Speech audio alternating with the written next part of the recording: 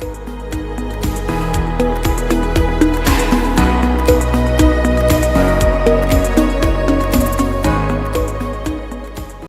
everyone, Caleb Rundell here, and this is your video for Acts chapter 24 as we are getting close to winding down the Acts Challenge. Now, this video will be fairly short because not a whole lot happens here in chapter 24. The case of Paul is presented before the Roman governor Felix in Caesarea. Now, it notes that the high priest comes from Jerusalem to Caesarea to be a part of this. It's not a trial, but this kind of presentation of the case to the governor Felix about Paul. Now, it is a big deal for the high priest to take the time and the effort to make this journey. The high priest, as a lot of people in leadership positions, has a lot of demands and things to handle. And so this is a big deal. And you couldn't really multitask a lot when you traveled in those days. It's not like you could do work while you were traveling. You kind of just had to walk or ride the whole time, and that was it. In verse 2 through 8, the opposing counsel makes their case to the governor about Paul and why Paul should be in prison. And the counsel here really butters up Felix. Like, the way the author puts it is just over the top, that this lawyer is just like, oh, Felix, you're so great and gracious, and you've done all sorts of great things for us, and we won't be here long because we know you're busy doing so many great things. It's just like, ugh, come on, guy, really? Anyway, in verse 5, we hear that there is a new name for the way or the church or Christians, and that is sect of Nazarenes. And that, of course, comes from Jesus being from Nazareth, that Jesus is a Nazarene and they are his sect. In verse 6, we hear again the charge against Paul that he was profaning the temple.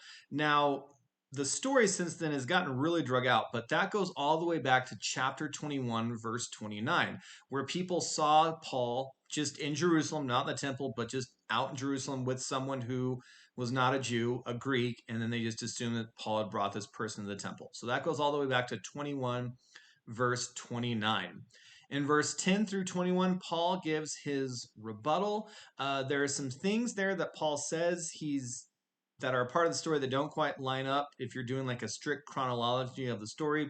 Like he says, I was in Jerusalem to deliver alms. Now, there is a time earlier on the first visit to Jerusalem where alms are involved, but not on the journey to Jerusalem that has led to this current trial and time of protective custody. But regardless of that, Paul gives his rebuttal. We won't get into the details there because I don't think there's a whole lot to gain from that sort of thing.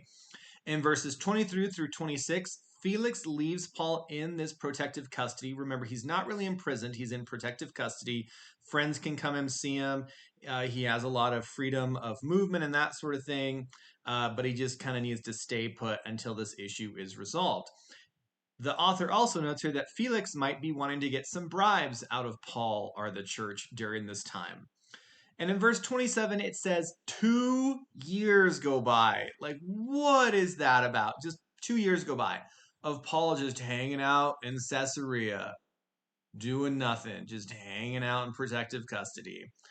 That's kind of ridiculous. Like, the wheels of justice need to move faster than that for everybody.